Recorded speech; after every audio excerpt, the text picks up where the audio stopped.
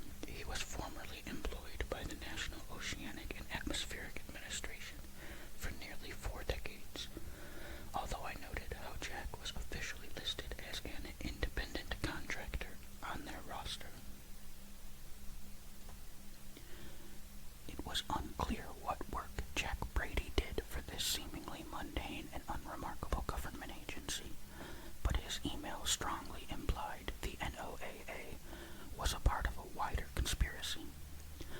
But what were they covering up? Jack's initial email didn't provide the details, but he did send a number of hyperlinks leading to obscure and seemingly unrelated articles. I read the collection of news stories, scientific journals, and Wikipedia articles which covered everything from biblical sea monsters to the lost city of Atlantis and unexplained underwater sounds. I could only see one thing which linked these stories together, and that was Jack Brady's lifelong passion, the seven seas. We met in a spit and sawdust bar in the Harbor District, the type of place where the patrons glared at you suspiciously when you entered. I found Jack sitting at the bar nursing a large glass of whiskey. His appearance was much as I would have expected. Jack was a large man, not overweight but well built. I noted an old scar across his right cheek and how his deep blue eyes were focused despite the alcohol he'd already consumed. Jack greeted me coolly, shaking my hand firmly and nodding his head. He offered me a drink, which I politely declined, and motioned me over to a corner booth, where he said we could talk in private. For whatever reason, Jack refused to let me record our conversation, and so I did my best to transcribe his words in shorthand. I started by asking him questions about his upbringing and early career, just to get a feel for the old-timer. His answers were short and to the point. He'd grown up in a seafaring family and was taught to sail at an early age. Jack said little about his time spent in the Navy, only saying that he'd served as an enlisted sailor on a destroyer and was deployed to the South China Sea during the fall of Saigon. It was clear that he didn't wish to talk about his personal and family life, but he was keen to recount a story from his time working as a rescue diver in the Bahamas.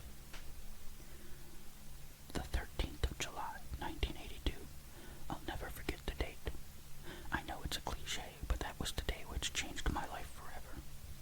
I got a call that morning from the Nassau police asking for my help with a body recovery offshore. A fisherman had reported seeing a corpse standing upright in the shallow waters. Standing upright? I interjected in confusion. Yeah, Jack replied. His feet were encased in concrete. Real mafia shit, sleeping with the fishes, you know. I raised my eyebrow in surprise. Wow, that's unusual. No. Not really, Jack responded with a simple shrug of his shoulders before he took another swig of whiskey. At the time, we were right in the middle of the busiest drug smuggling route in the Western Hemisphere. Drug runners have disputes and corpses end up in the water. Body recoveries were pretty common. The circumstances were strange, but it was only once I got into the water that I realized something wasn't right. How so? I asked, my interest now piqued. Well, it was a hot day, temperatures in the high 90s. The water should have been warm, but when I made the dive, it was ice cold. I remember shivering once I breached the surface. It made no sense, but things only got weirder from that point. He paused again to take another gulp of hard liquor. I guess Jack needed the Dutch courage to continue, and I noticed how the color had drained from his face. The body wasn't deep, only 20 to 30 meters down. We weren't far from the shore, and the water was crystal clear, and so I could see the body from the surface. So despite the warning signs, I made the dive. Like I said, the water was impossibly cold, but there was something else. There were no fish anywhere in the vicinity. Now, I've dealt with a lot of body recoveries, and when a corpse is underwater for any length of time, it's going to attract scavengers. The bottom feeders come first, and the bigger predators follow once they smell blood in the water. Nature takes its course, and before long, nothing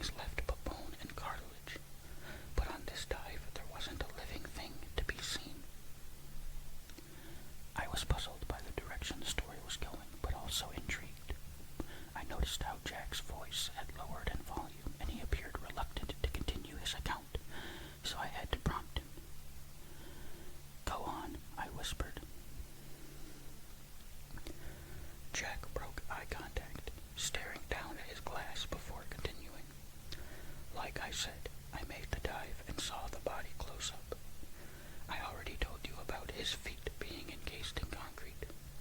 I don't know who did that to him, but I guess they had their reasons. The body was male and about 6 foot in height, but that's about all I could tell about the victim.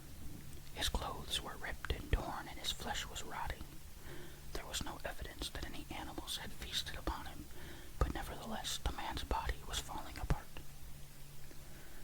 The decomposition was advanced and it seemed like the corpse had been in the water for a long time. But this made no sense because the body had only been seen and reported that morning. The victim wasn't in deep water and was visible from the surface, so there's no way it could have been missed for any length of time. I was puzzled by the body's condition, but my main concern was how to get him up to the surface. I knew I'd need a specialist equipment to do so, and was preparing to ascend back up and return to my boat. But then I saw it, and my whole body just froze. "What did you see?" I asked impatiently. Jack finished the rest of his drink before he answered, his voice shaking as he spoke. The dead man's eyes were closed, and then suddenly they weren't. He opened his eyelids and stared straight at me. God, those eyes. They were like nothing I've ever seen in my life. Jet black and soulless. Truly monstrous eyes. I was frozen for a long moment, not believing what I was seeing. But there was more.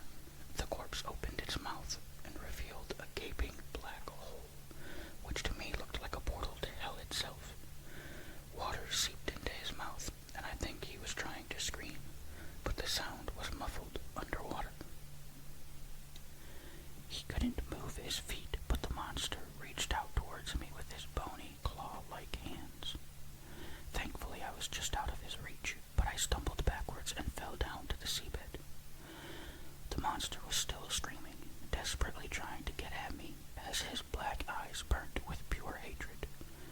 Well, what can I say? I got the hell out of there and swam back to the surface, leaving the raging monster trapped on the seabed. I reported what I'd seen back to the Nassau police, and the investigating detective looked at me like I was crazy. I began to think that I'd just imagined the whole incident. Had I hallucinated it? Was I going nuts? I did doubt my own sanity, but then the police sent out another diver, and I guess he had a similar experience to me. In fact, I believe he was injured during his dive as the monster clawed through his suit and skin. After that, the situation escalated. The local authorities didn't know what to do with that creature, and so an expert was called in from the States. I don't know for certain what happened next, but I believe the U.S. government extracted the creature and transported it back to the States. Why, I can't say, and frankly, I don't want to know. Jack's first account ended at this point. I'll confess that my initial instinct was to burst out in laughter, but thankfully I stopped myself after reading Jack's tense body language. I could tell that he wasn't deliberately trying to mislead me or waste my time. His story was ridiculous and surely impossible, but he seemed to genuinely believe this incident had occurred. I imagined he'd hallucinated the encounter with the undead being on the seabed. Perhaps there had been something toxic in the water, or maybe he was suffering from PTSD as a result of his military service. Either way, I didn't believe his account. In that moment, I didn't know what to say, literally being left speechless by the absurdity of Jack's story. In the end, it was Jack who broke the awkward silence as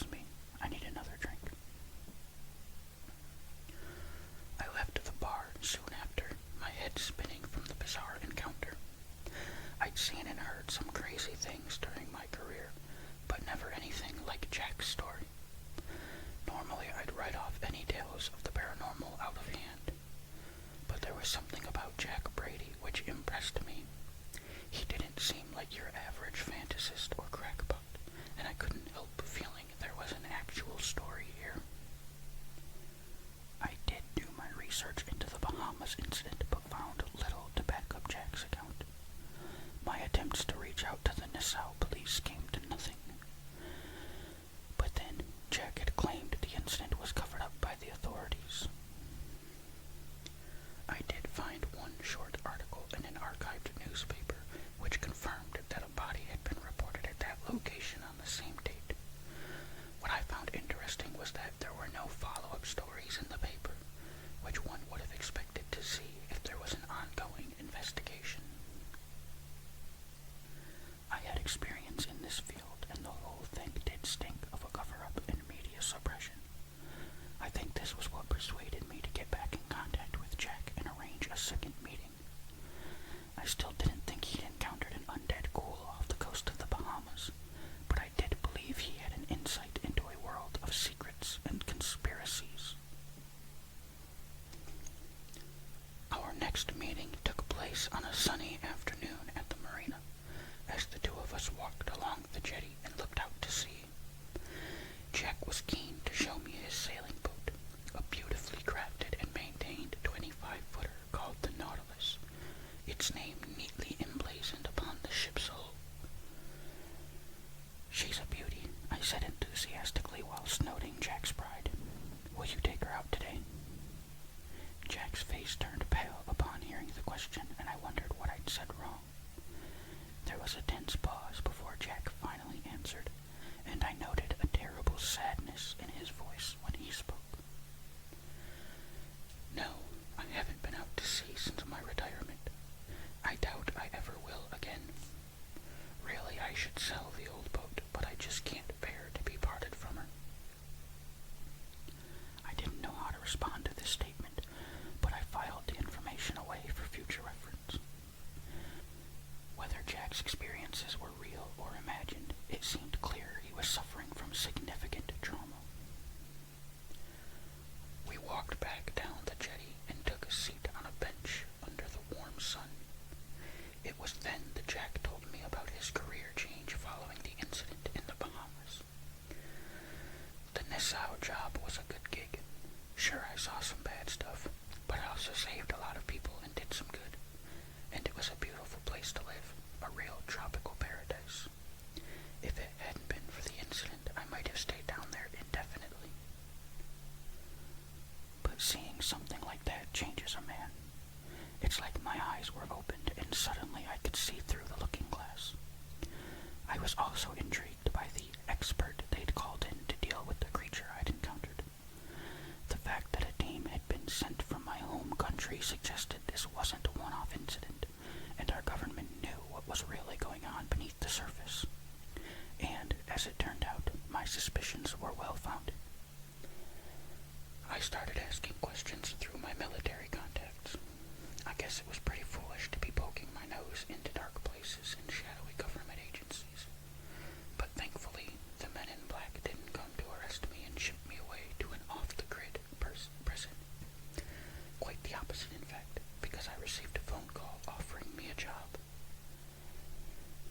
I raised my eyebrow but couldn't help but feel excited upon hearing this revelation.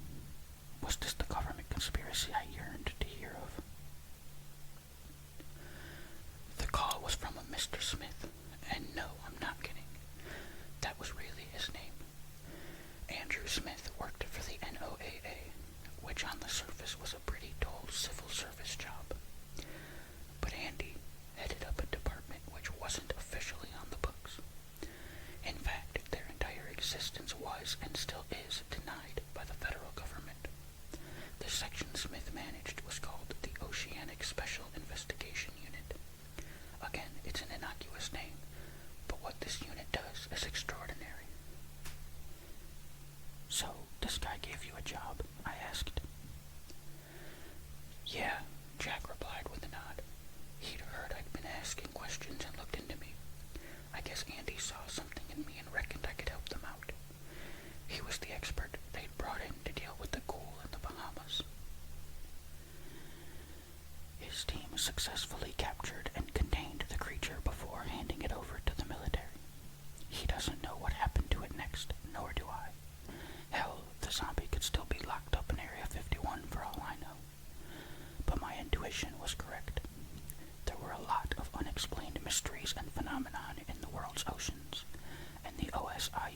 was tasked with investigating them. Jack spent the next few minutes explaining the structure and remit of the investigative unit and describing his early years working for the agency. He began in the position of junior investigator, but soon worked his way up the ranks under Smith's mentorship. During this time, he was sent around the world on various cases relating to bizarre incidents and sightings in all of the planet's oceans. Jack confirmed that most of these reports were either hoaxes, local myths, or had some kind of logical explanation. The unit might go for years without any legitimate paranormal or cryptid activity, and there would be constant threats from the legislators to cut their funding. But then a real case would come to the fore, and the powers that be would take notice. The story he told me on that sunny afternoon at the marina was short but unsettling, as he described sightings of an entity simply known as the Swimmer. This one started out as another legend, so at first we thought it was more BS, Jack explained. There are accounts of the Swimmer throughout history, going back to the time of the Roman Empire. What's interesting, though, is that the same story is replicated across different cultures and civilizations across the globe. In all accounts, the details were eerily similar. Sailors spoke of a single swimmer, a man with bronzed skin, sometimes naked, other times wearing clothing or even a swimsuit. But he's always seen way out at sea. I mean, sometimes this guy's hundreds of miles from the nearest land, way too far for any normal human being to swim. When he's sighted, there are never any other boats in the vicinity and no indication of how he ended up in the open ocean. Weird, huh? But it gets weirder. The captains of many ships have attempted to save the man, but every attempt to hail him or even physically pull the guy from the water have failed. This man or entity remains oblivious and just keeps swimming. Wow, I said in the absence of any other words. The legend was indeed strange and quite chilling, but it sounded like nothing more than a myth. But of course, Jack had more to add. I took the case during the winter of 1988 after reports of the Swimmer being sighted in the Atlantic, about 200 miles east of Bermuda. Mr. Smith didn't give much credence to the reports, but he sent me to investigate all the same. I hitched a ride on a Navy frigate on patrol, and we were allowed to use their recon helicopter to search for the entity. Honestly, it was potluck that we found him, given that we only had an approximate location. But find him we did, and this time I got proof. At this point, Jack removed his phone from his pocket and played me a video. The original footage was grainy and rough, and did seem to have been recorded on an 80s camcorder, presumably being later converted into a digital video file. The clip had apparently been filmed from a helicopter flying over open water, and I could hear the din of rotor blades through the phone speakers. The chopper was flying in poor weather, and the gray waters below were rough, with heavy waves emerging and breaking with a violent intensity. Suddenly, the cameraman zoomed in, and that's when I saw him. The lone swimmer was face down and dressed in bright red trunks. I couldn't see his face, but the man's actions were extraordinary. I watched awestruck as he swam against the waves, not panicking and somehow remaining above the surface. He didn't look up when the helicopter flew over him and didn't react to the hails from the chopper's loudspeakers. Instead, he just kept on swimming, even as the waves threatened to overwhelm him. The camera focused on the man for several seconds before zooming back out. Next, the cameraman scanned the horizon, confirming that there was no land and no other ships or planes anywhere in sight. All I could see was endless ocean in every direction, and then the footage abruptly ended. I looked up from the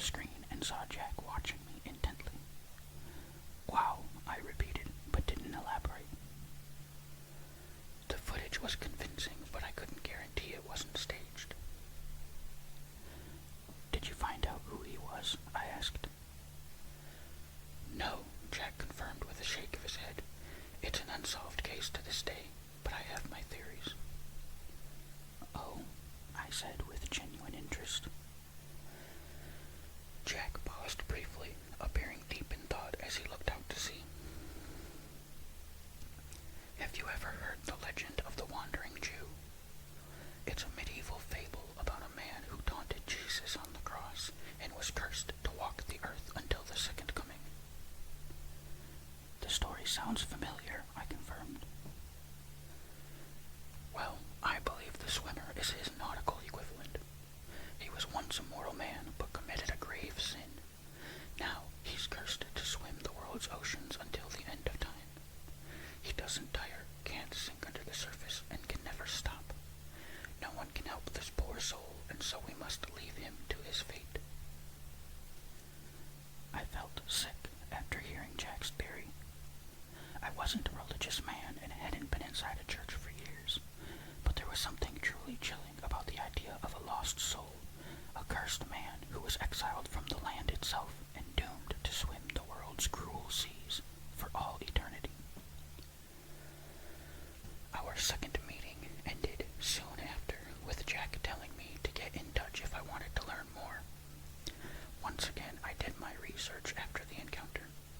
There are numerous mentions and accounts of the swimmer or swimming man throughout history and across the globe, so that much is true. But I couldn't find the video footage Jack had shown me anywhere online. I didn't believe the video was doctored. It's possible it was staged.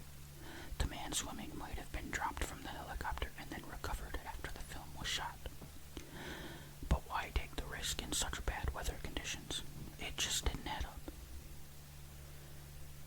Nevertheless, by this time I was hooked, and I wasted no time before arranging my next meetup with Jack.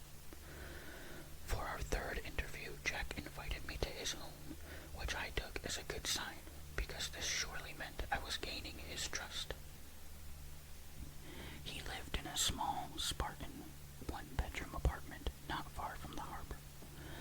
The flat was tidy and well-kept, but very basic. I noted the various liquor bottles stacked up in the kitchen and wondered whether Jack had a drinking problem. In any event, he offered me a cup of coffee, which I accepted. We sat in his small living room, and I noted the collection of well-thumbed books on the shelves. As one would expect, Jack owned many publications on sailing and naval history, but I noticed other editions on such diverse topics as religion, philosophy, and mythology. I was also surprised to see a pristine copy of the King James Bible sitting on the coffee table.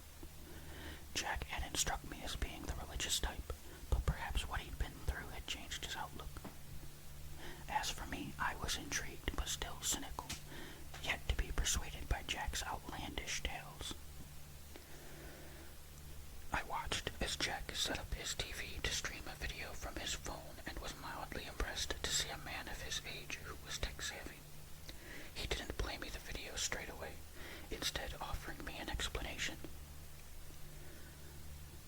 I apologize that I'm not able to share this file with you. The same goes for the swimmer footage. I'm not meant to have these videos, and I'm certainly not allowed to show them to journalists. I'm breaking multiple federal laws by just talking to you now. Call me uncommitted if you will, but I don't want to spend the rest of my life in prison. If and when I die, however, that's a different story. I'm happy to bequeath all the evidence I have to you on the condition that you break this story wide open. Okay, I answered, not quite sure what else to say. Jack leaned in close before asking his question. Well, friend, I'm sure you've heard of the lost city of Atlantis. This time I couldn't help myself from laughing at the absurdity of his question. Sure. Don't tell me you guys found it. Jack shared in my amusement, sniggering amicably as he answered, No, I'm afraid not. That would have really topped off my career, don't you think? No, we didn't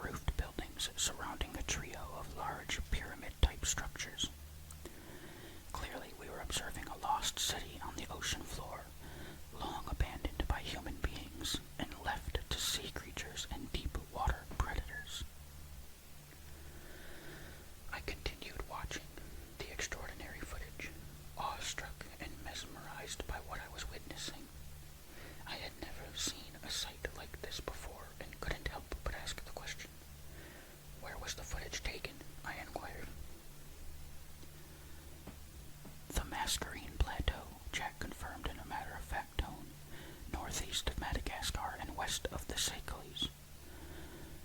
This location is about 150 meters below sea level. My jaw dropped as I continued to watch the submersible's camera as it approached the largest of the Lost City's pyramids, perhaps 50 to 60 feet tall, and built with stairs ascending into their summits. I'm no expert in ancient history, but I've never heard of a lost city in this region, I said. No, you wouldn't have done, Jack replied.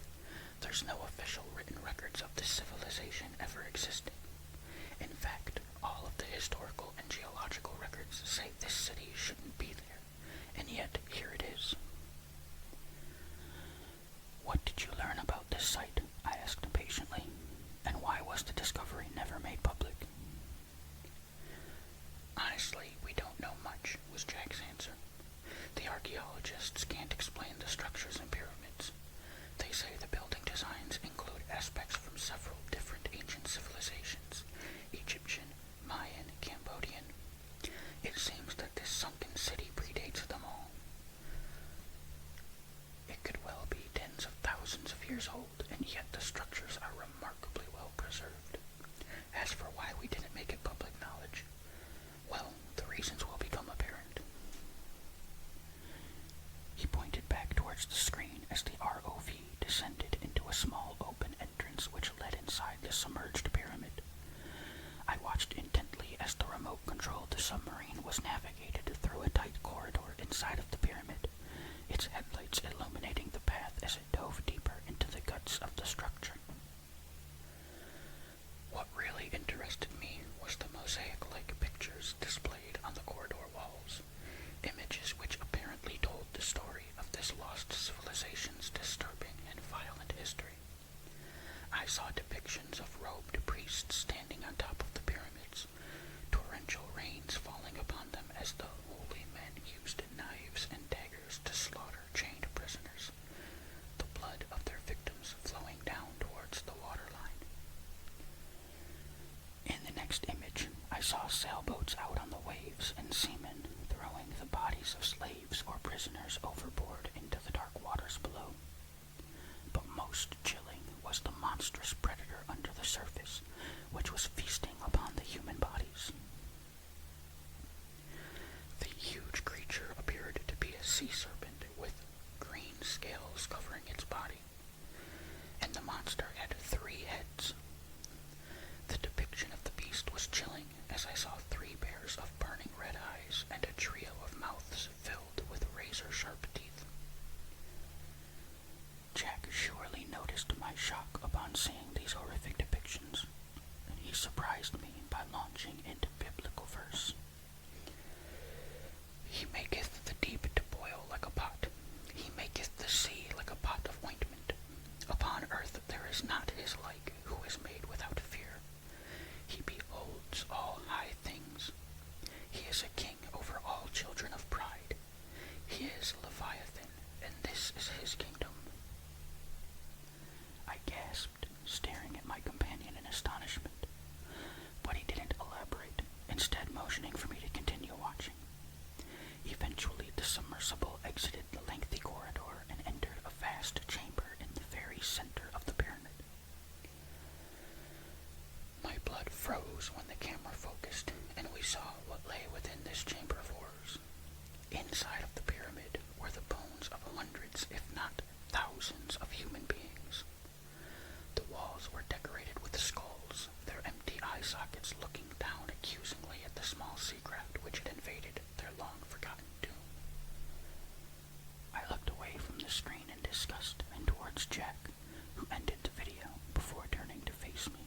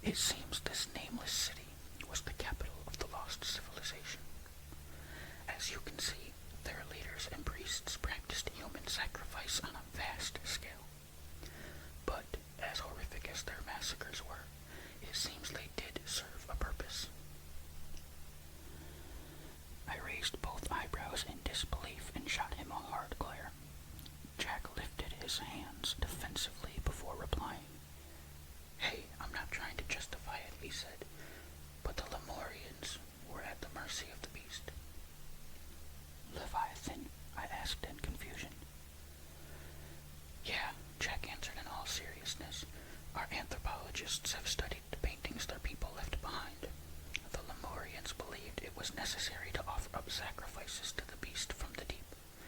This is how they kept their civilization safe. It seems this system worked for a time, but ultimately the beast had his victory and their city was taken by the sea.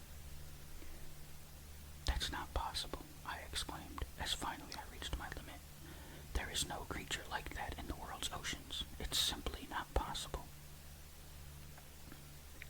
Jack smiled knowingly and nodded his head. There was a time I would have believed you, but I'm sure you know that less than 20% of the ocean has been explored, and in truth we have very little idea of what's down there. Okay, I get it, was my defensive reply, but I don't believe a monster like that could exist. A three-headed serpent. Come on, man, where's your evidence? Well, it just so happens I have another story to tell you, said Jack, his blue eyes filled with a fiery intensity. I will ask you to reserve judgment until you've seen and heard all I've got. I shook my head in disbelief. It seemed I was being led down a rabbit hole, and I didn't like this. But still, Jack had me on his hook, and I couldn't walk away without hearing the full story. There was a strange incident which occurred in the early noughties. Actually, it was quite widely reported at the time. The news got out before we had the chance to bury it, but of course the public didn't hear the full story. Of course, I repeated, my cynicism returning as I once again questioned this entire enterprise. If Jack picked up on my tone, he didn't let it show and instead continued his account. In November 2003, a research team tagged a 9-foot female great white shark off the coast of southwestern Australia. 4 months later, records show the shark abruptly dove 2,000 feet with a 32-degree temperature spike. Then the shark disappeared without a trace. Soon after, the tag washed up on shore, but no signs of the shark. The researchers guessed that a large animal came up under the great white and dragged it to the bottom. Now the question is this: what animal could have taken and killed a 9-foot shark? I shrugged my shoulders dismissively before answering. A bigger fish. Jack laughed in amusement. Yeah, good call, he said. They reckoned it was a larger great white or possibly an orca. There was no definitive answer, but this theory satisfied most in the scientific community. But there was more that wasn't made public. I sighed aloud, but didn't interrupt as Jack went on. You see, the 9-footer wasn't the only tagged sea creature which ended up dead. In total, there were 4 great whites killed in that part of the ocean in the space of a few months, the biggest of which was a 16-foot male. 2 fully grown orcas were killed too. They didn't recover the trackers in all cases, but the recordings showed these animals all died the same way. In all 6 cases, they were taken by something below and dragged down into the deep. My eyes widened as I made the connection in my head, but surely it couldn't be true, could it? Even if all those animals had died, there must be a logical explanation. What we did was set up a trap of sorts, Jack continued. We obtained the body of a recently deceased 12-foot great white and secured it to a buoy 50 meters below the surface and right in the middle of the unknown predator's hunting grounds. What's more, we attached underwater cameras to monitor the situation and hopefully catch a glimpse of it. I felt my heart beating faster in my chest as I pushed him for more. What happened? I demanded. Jack smiled as if he enjoyed keeping me on my toes. The shark's corpse was floating in the water for 3 days. We were about to give it up and cut the body loose. Then this happened. Once again, he operated his phone and streamed another clip onto his TV.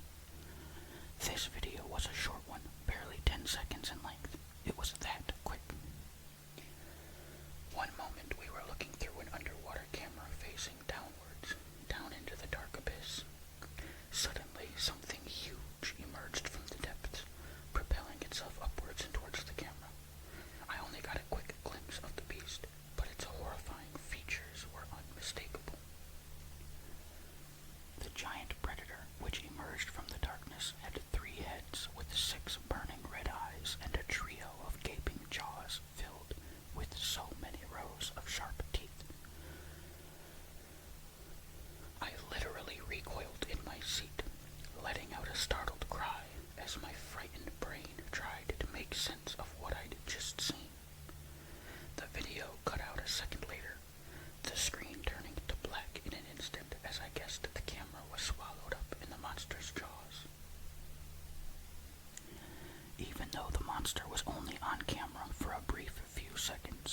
Jack was able to show me a still image. The water was dark and the picture blurred, but I could clearly see the predator in all its hideous glory, a nightmare of teeth and rage with 3 wide maws which looked like entrances to hell itself.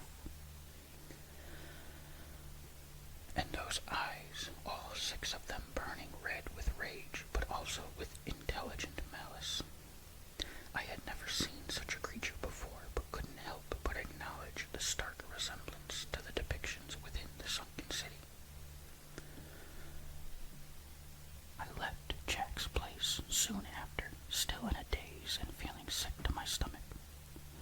I didn't make arrangements for a further meeting, but muttered something about getting in touch as I shuffled towards the door. Jack made it clear that he had more information to share with me, but I think he knew I needed time to process all I'd heard and seen. I'll confess that I poured myself a stiff drink when I got home, and it took me some time to calm down. But once I regained my senses, I started thinking logically, and the doubts returned. The footage I'd seen in Jack's apartment was unsettling, but certainly not conclusive. The videos from the underwater city and the 3-headed beast could have been staged or created by CGI.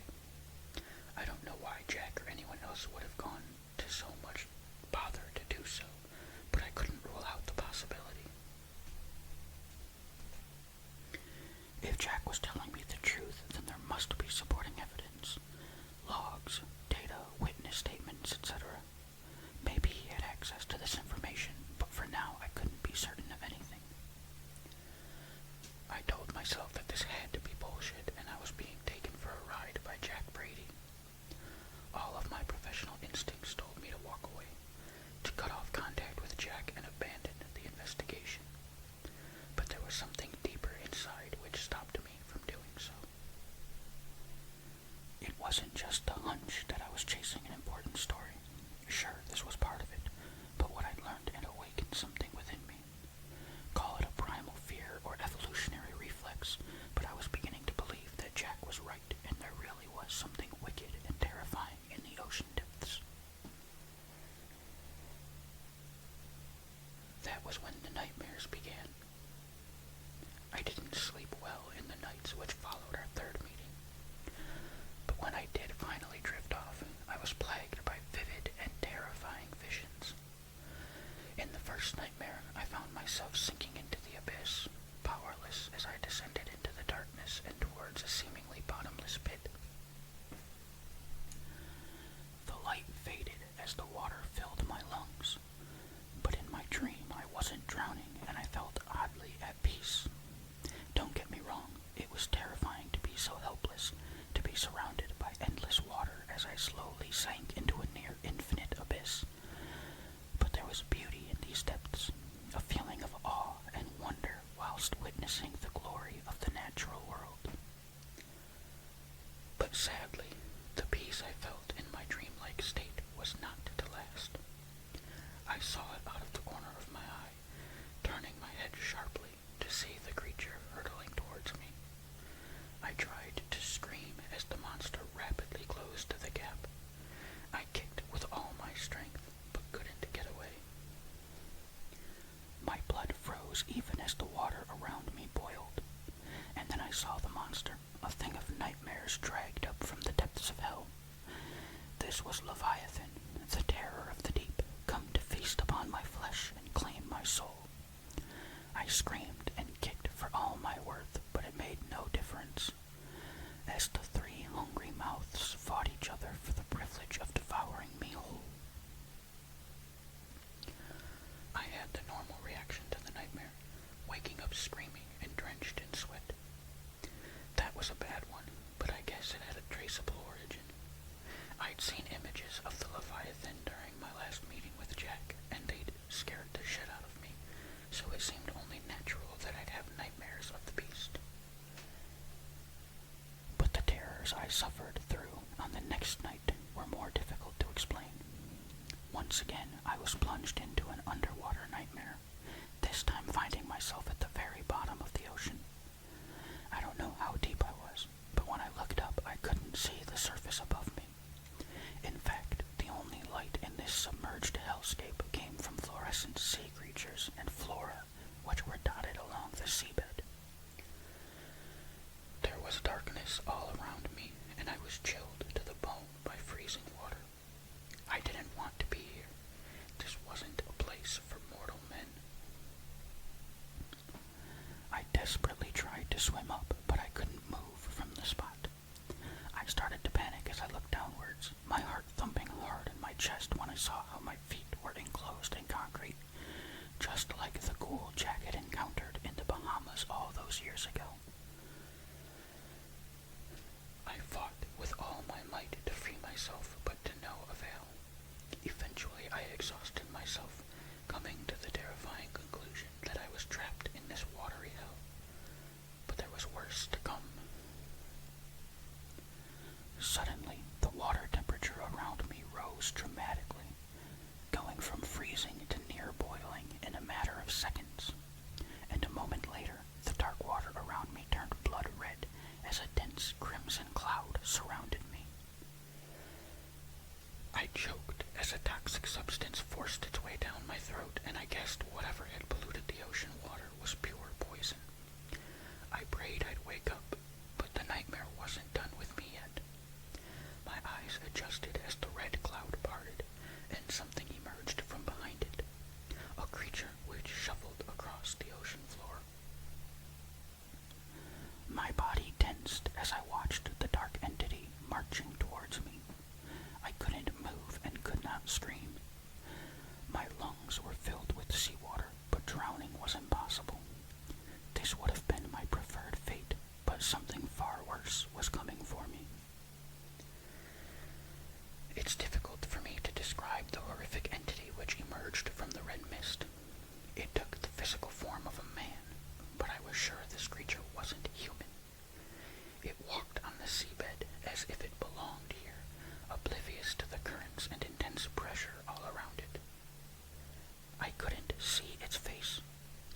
In fact, I'm not sure it even had a face. All I saw was a dark shape gliding towards me, a shadowy form which seemed to have total control over this hostile environment and was entirely focused upon me, an intruder in its realm. I couldn't make out its face, but when the entity came closer, I saw its eyes. Burning, orb-like eyes which lit up the darkness, but instead of bringing light to the darkest places, its fire only brought terror to my heart. I struggled once more against the concrete shoes holding me firmly in place, while my screams were drowned out by the rushing water. And the monstrous entity kept on coming, its horrendous eyes burning through me as the darkness it brought with it consumed everything. That's when I awoke to the usual routine, screaming and cold sweat. I couldn't get back to sleep that night. I didn't dare. As soon as the sun rose, I rang Jack and arranged to meet him that same day. For better or worse, I needed to hear the conclusion to his tale. My voice was shaking when I called Jack, and I'm sure he picked up my discomfort over the phone. On this occasion, I invited him to meet me in my own home. I normally would never do this with any source, but I justified the decision in my head, telling myself that it would be better to be on my own, on my home turf, to ensure he didn't play any tricks when presenting his evidence. But in reality, I felt very unsettled and didn't feel comfortable leaving my home. It's crazy when you think about it. I faced some significant challenges and dangerous situations during my career, but the vivid nightmares I'd experienced recently had really shook me. Jack arrived at my apartment early, just after 9 a.m. as I recall. I tried to make myself look presentable, but couldn't hide the bags under my eyes and cold sweat on my brow. Jack looked his usual self when he arrived at my front door, with a tough exterior barely hiding the sadness and vulnerability within him. My visitor gave me a suspicious look when he first saw me, but made no comment as I invited him inside. It was only when he was settled and seated in my living room that he asked me a question which was really more of a statement.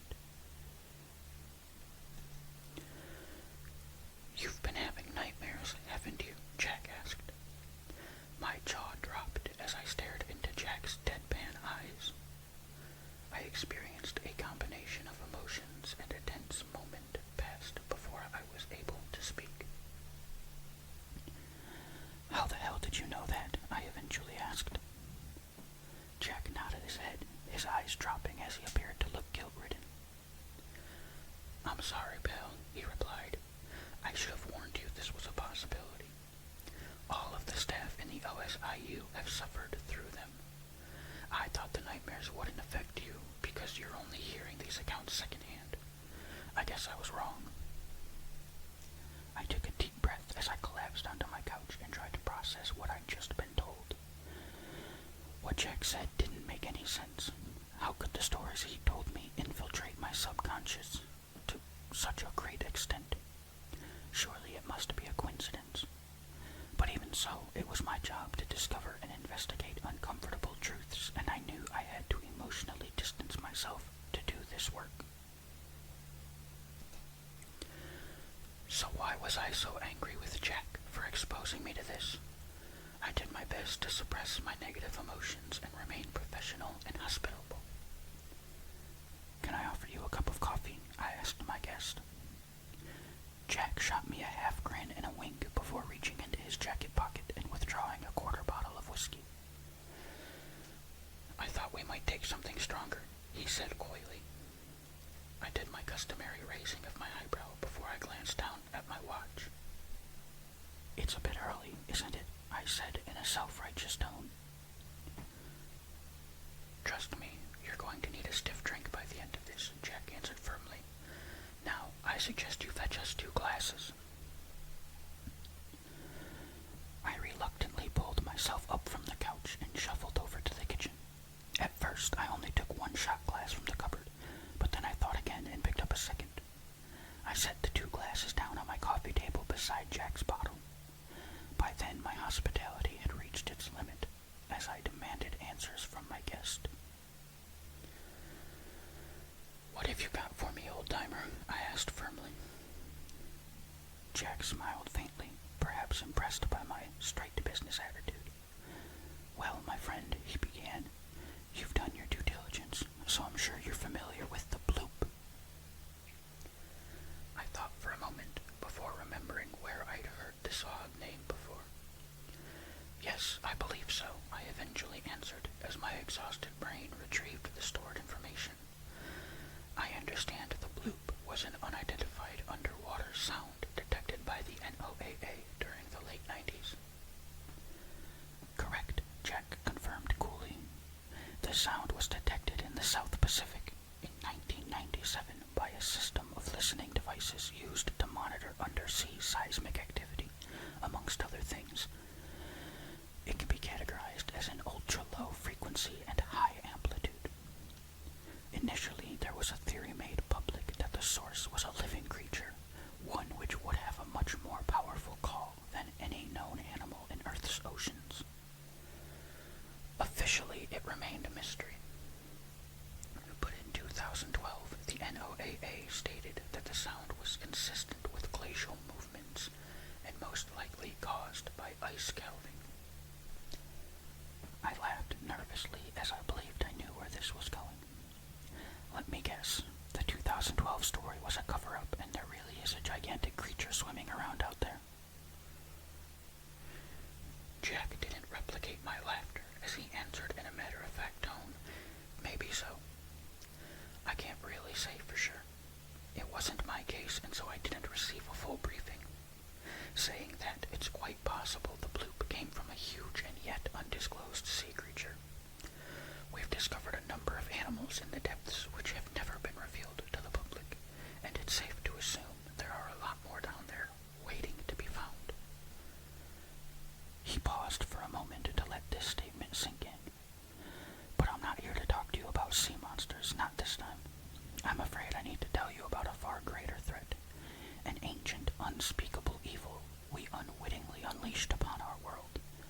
And it all started with an unidentified underwater sound, one which led us to a very dark place."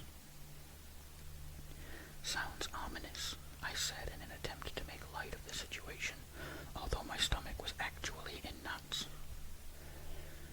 Jack sighed deeply as if reluctant to continue, but he eventually did talk. 2 years ago, our sound surveillance system detected an unidentified signal from the South Atlantic, about 300 miles south of the Falkland Islands. Now, we've picked up mysterious sounds before, of course, including the bloop. Most turn out to have natural origins, underwater avalanches, whale songs, and so forth. But this sound wasn't like anything we've detected before.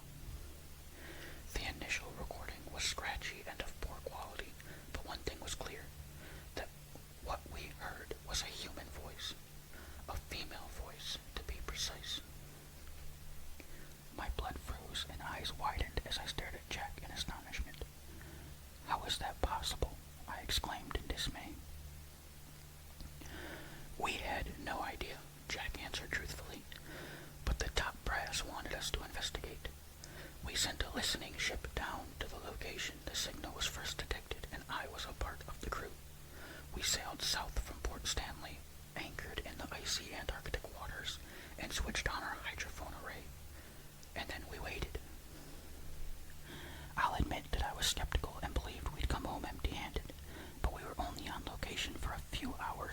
our sensors picked up the signal as clear as day. With that, Jack withdrew his phone from his jacket pocket with a shaking hand. His finger poised over the screen for a tense moment before he pressed down and played the audio file. I sat forward and listened intently as the recording began with the familiar sound of rushing water, but after a moment this sound was interrupted by a clear voice which spoke in perfect English. I don't know how exactly to describe the voice. It was clearly female, but monotone and emotionless, as if reading from a script. There was something chilling and foreboding about the vocalization. The woman's voice sounded eerily familiar, yet I couldn't quite place where I knew it from. I will provide a transcript of the communication here, but will exclude certain details for reasons that will become obvious. And what she said was this. This is a message to the beings of the mortal realm, to those who inhabit the lands above us. We have the answers you seek. The mysteries of the land and seas will be revealed. What followed was a series of numbers which Jack confirmed were coordinates and a specific date and time, details which I will not publicly reveal. Come to this place and speak these words. Ex nihilo nihil fit, singuis meus tibi. Come to us and all will be revealed. Jack stopped the recording without delay, his body trembling and face pale. I'm going to need that drink now, he said shakily. I complied without question, pouring my companion a large glass of whiskey and getting one for myself too. We shared a stiff drink before Jack composed himself enough to go on. The message continued on a loop for about an hour, he explained, at which point our microphones malfunctioned and we lost the signal. But that wasn't the scariest part. In a matter of minutes, the water temperature rose dramatically. I mean, it went from sub-zero to near boiling, like hell itself was rising to the surface. This should have been impossible, and yet I swear it's the truth. He paused for a moment to take another deep gulp of hard liquor. As you can imagine, this event caused considerable fear amongst the crew. But thankfully, the water temperature soon dropped, and we wasted no time in lifting anchor and leaving the area. Our equipment was fried, but we had the audio recording which we brought home to our supervisors. I nodded my head in fascination. Jack's story was insane, but I was hanging on his every word, and now I really did believe the old sea dog. I had many questions, but one in particular came to mind. The words in Latin, what did they mean? I asked shakingly. Jack delayed for a long, intense moment before answering, although he was unable to meet my eye as he whispered the translation. Nothing comes from nothing. My blood for you. My heart almost stopped, and I took a deep breath before asking my next question. What did you do next? Jack snorted before taking another drink. I'll tell you what we should have done. Nothing. I argued strongly that the message should be ignored. We were dealing with powers we didn't understand, and there was a distinct possibility we were being lured into a trap. The coordinates communicated in the message were located right in the middle of the Challenger Deep. You're familiar with this region? Sure, I replied after a second's thought. The deepest point of the seabed, located in the Mariana Trench, Western Pacific. I believe the Trieste was the first sub to descend to its depths in 1960. And didn't James Cameron do a solo descent? Yeah, Jack replied with a laugh. The Hollywood big shot went down in the Deep Sea Challenger in 2012. There's been a number of further descents in the years since, although I doubt anyone will be going down anytime soon. Not after the incident.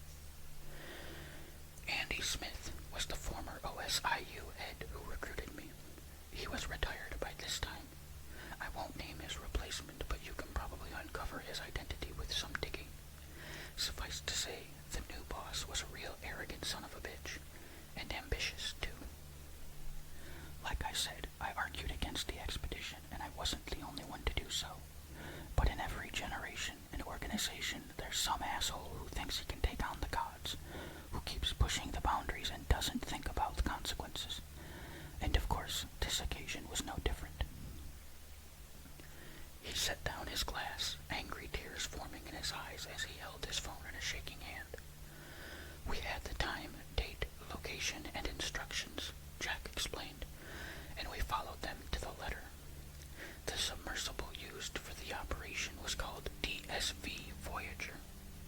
Its design and specifications were closely modeled on the limiting factor, which has made several expeditions to the deepest point, but Voyager was specifically modified for this mission and put under the control of the OSIU.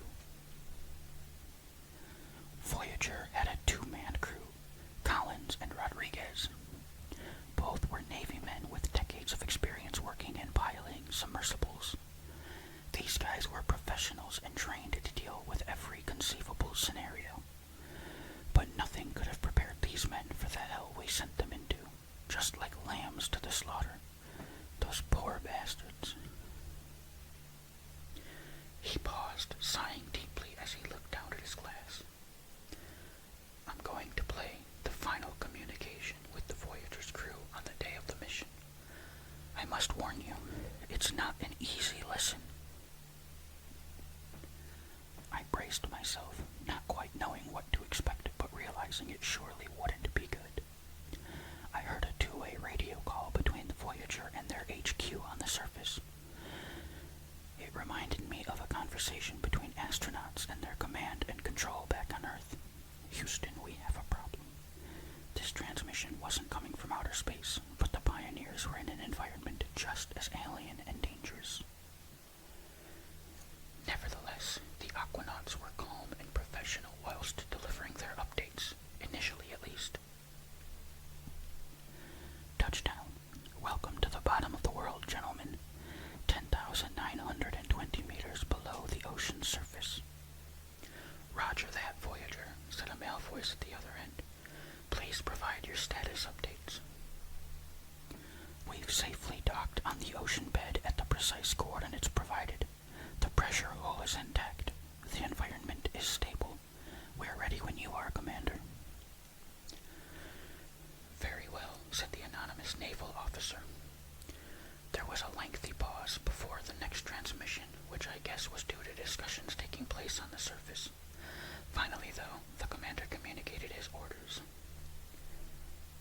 Very good, Voyager. You are authorized to proceed. Please broadcast the message. Roger that, sir. A moment later, and we heard those ominous Latin words being blasted through the speakers, the sound muffled by the intense pressure, but somehow still audible. Ex nihilo nil fit, sanguis meus tibi. The voice continued on a loop, repeating over and blaring out into the deepest, darkest ocean on Earth. I shook my head in disbelief, stunned that anyone in a position of authority could order such a reckless mission. Whilst doing so, I looked Jack in the eye and was met by a hard stare. We continued to listen to the audio recording as all hell broke loose. It started with a low rumbling sound which slowly grew louder and more intense. Command, we're getting some significant seismic activity down here, said the pilot, his previously calm voice now beginning to crack. Please repeat, Voyager, came the confused reply from the surface. A second panicked voice called out from the submersible. Oh my God, the seabed is opening up. Stay calm, Voyager. Enact the emergency protocols. The external temperature is rising rapidly, said the pilot. The water is turning red. Sweet Jesus, what the hell is happening? Voyager, tell me what you see. Do you copy? They're all around us. They're coming for us. What's all around you, Voyager? What is happening down there? They're not human. They look like men, but they're not. These beasts, these demons, they come from the shadows. Their eyes, oh God, those damn eyes. They see everything. God damn it, Collins, pull yourself together. It's too late. They're inside us. We can't fight it any longer. Rodriguez, he's gone. The air is running out. The pressure is building. Oh my God. There followed several seconds of maniac, blood-curdling screams, and then silence. Nothing but static from the submarine as the commander pointlessly screamed down the line. Voyager, do you copy? Voyager, answer me, damn you. At this point, Jack abruptly ended the audio recording, leaving me in stunned silence. There was so much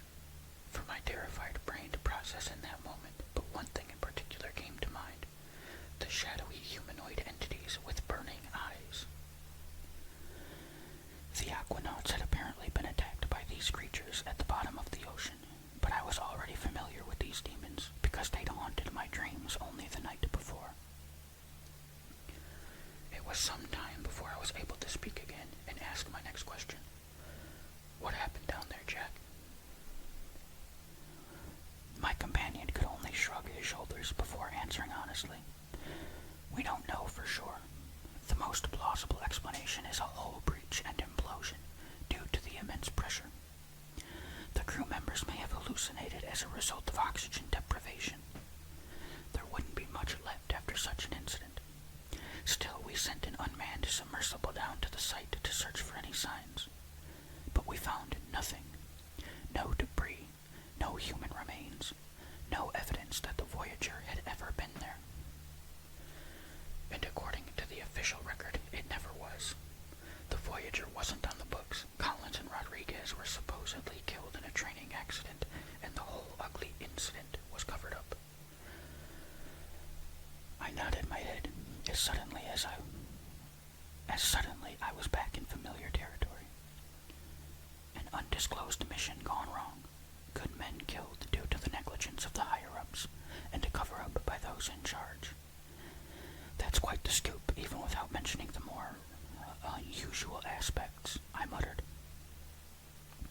Indeed, Jack replied solemnly, but sadly, that's not the end of the story. I felt my stomach drop as those words sunk in. The message. The creatures that emerged from the depths. They're not going to stop, are they? No, they're not, Jack confirmed with shame in his voice. We unleashed something that day. An ancient evil which was trapped in the ocean depths for thousands of years. And now, thanks to our reckless actions, this evil is free. He sighed and lowered his voice to a whisper before elaborating. I resigned my position shortly after the Challenger Deep fiasco. It was either that or end up murdering my commanding officer. Still, I have friends in the OSIU, and I hear what's going on. The activity over the last year or so has been off the charts. Disappearances at sea, unidentified creatures emerging from the depths, disembodied voices heard on the coasts, and shadow people sighted on oil rigs and isolated islands. There's been so many incidents that the unit can no longer cope. Something very frightening is happening in our oceans, and it's only going to get worse. The rest of our conversation on that morning is something of a blur in my memory. I remember we shared at least one more drink before Jack left my home. I do recall his parting words as I saw him to the door, his eyes bloodshot and half-crazed. Beware of the nightmares, my friend, he warned. The demons don't just haunt the seas. They can get inside your head if you let them. And with that, he was gone. That night was even worse than the previous, as even the alcohol didn't help me get a good night's sleep. The nightmares weren't as vivid as they had been, but instead I was assaulted by a series of horrific images. Men drowning at sea, sirens drawing children to watery graves, and hideous monsters beyond description which ascended from the icy depths. And all the time I saw those hideous, shadowy demons. Every time I closed my eyes, I was assaulted by the burning orbs they had in place of eyes. It seemed like they were staring into my very soul, what they knew, that they knew every one of my darkest secrets and desires, and would exploit every possible weakness to destroy me. I genuinely fear that I'll never be able to rest again, not after all the horrors I'd seen and heard. I rang Jack at 5 a.m. the next morning and found he was already up. He sounded strange over the phone, but we arranged to meet at the marina shortly after sunrise. Jack told me this would be our last meeting, and he would provide all the evidence I needed to publish my story. I hoped he wasn't serious about this being the final time we'd meet. This story has affected me like none other, infecting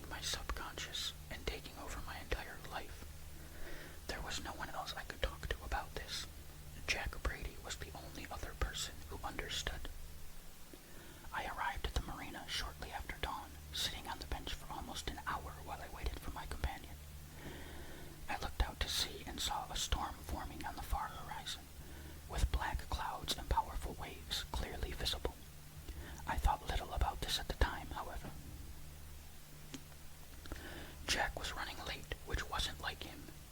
I tried ringing his number, but it went straight to voicemail. That's when I started to worry. I remembered from our previous meeting that Jack's prized yacht, the Nautilus, was docked in the marina, and I wondered whether he was working on the boat. I made my way along the jetty, keeping a wary eye on the water and the storm front, which was rapidly moving in my direction. To my surprise, the Nautilus wasn't in its mooring. I scanned the marina and saw Jack's boat afloat and gliding towards the harbor entrance with its sails down and motor running, and Jack was at its helm, steering the boat and heading out to sea. Panic overcame me as I ran down the jetty and shouted out his name. I remembered what he'd told me on our second meeting, that he hadn't been to sea since his retirement and never intended to go out again. He might have changed his mind, of course, but something felt very wrong. Jack was sailing directly out towards the incoming storm, and he didn't respond to my increasingly desperate calls. Instead, Jack looked directly out to sea, a steadfast determination on his face whilst his eyes were extremely focused, as if he was bewitched or stuck in a trance. I ran to the very edge of the jetty as the storm closed in, and I was assaulted by heavy winds and rain. I continued to scream until my lungs could do no more. Jack didn't turn back, and his boat sailed straight into the violent storm. I contacted the Coast Guard right away, and they began a search as soon as was possible.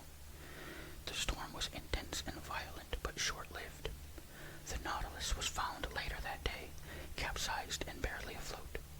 Jack Brady wasn't on board and was nowhere in the vicinity.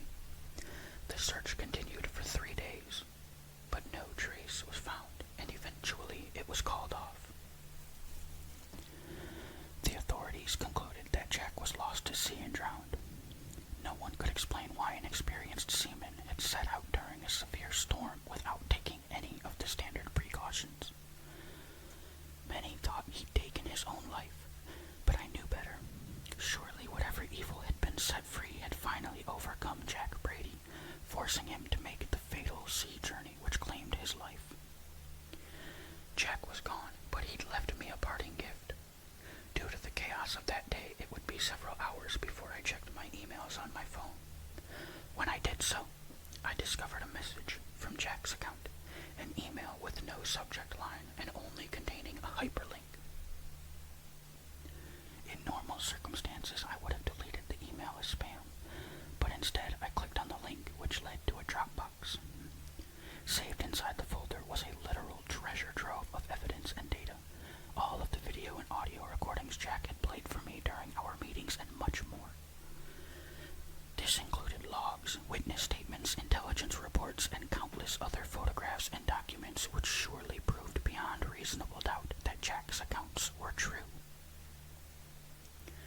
If I had the time, I would still do my due diligence, investigating and studying every document and confirming their veracity whilst following up on leads and seeking out further witnesses. But alas, I fear my time is limited, and so I'm reduced to writing this quickfire article, because you see, whatever evil took over Jack is now firmly entrenched in my head. It's not just my dreams which are plagued by nightmarish images. During the daylight hours, I find myself drawn to the ocean. I spend hours at the water's edge and staring out to sea, an overwhelming urge rising from inside me as I'm pulled towards the cold and unforgiving abyss.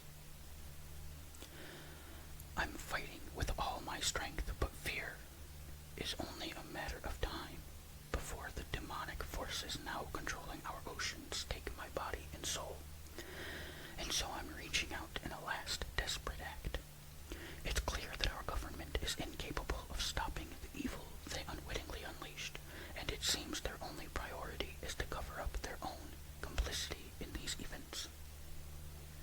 But even if I am doomed, I still have a hope for humanity. I'm sharing Jack's story in the belief that somebody reading can prevent this evil from destroying us. The clues are surely out there, the ancient knowledge or white generations. There must be a way. This can't